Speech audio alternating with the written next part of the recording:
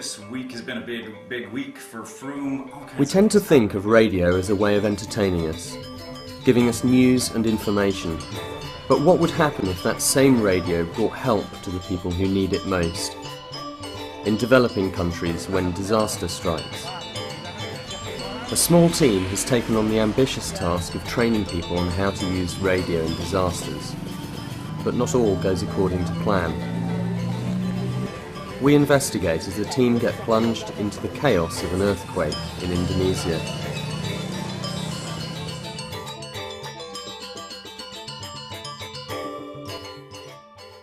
Jakarta is the capital of Indonesia, with an estimated population of 23 million, making it the second largest urban area in the world.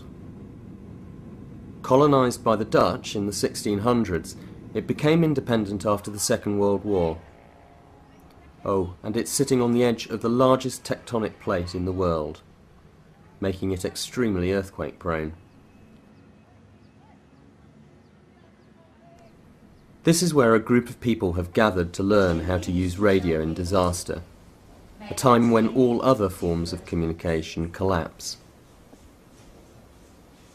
Some participants are from radio backgrounds, some are engineers, and some are from relief agencies. The equipment they will be using is revolutionary, an entire radio studio built into a suitcase, with another 2 boxes for a transmitter and antenna, making it the most portable radio station in the world.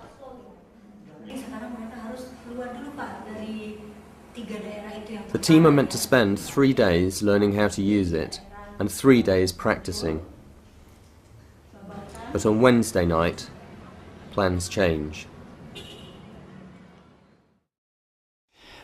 The first response training team always goes into the field to practice for 3 days. So we've planned a 3-day training practice in Yogyakarta in central Java. Yesterday there was a major earthquake in Sumatra, near the city of Padang. A big impact there. We're trying to assess whether we change our training plans and go and do a real disaster response instead of the planned training trip to a previous disaster zone. Lots of questions, lots of uncertainty. We're trying to get enough information now to make a good decision. But it is proving hard to communicate with their contacts in Padang.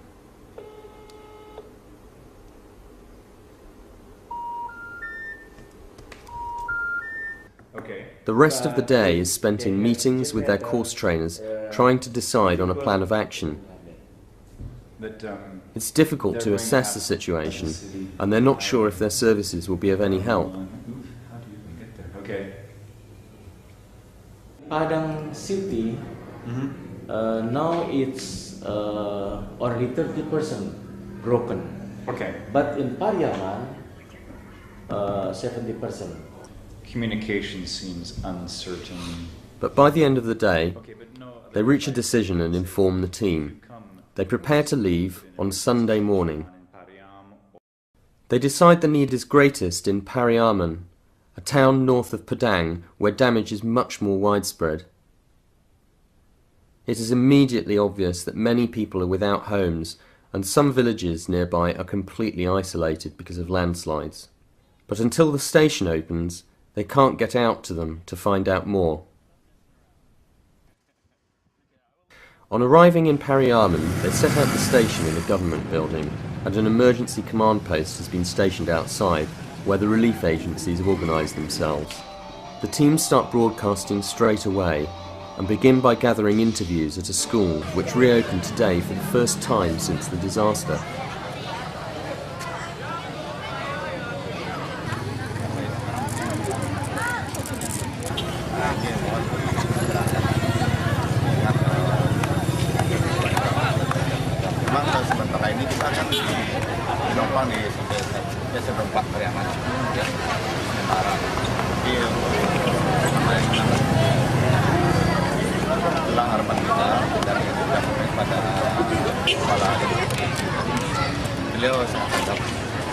However, they have some trouble communicating with the schoolgirls, who only speak the regional dialect of Minang, not the national language of Bahasa.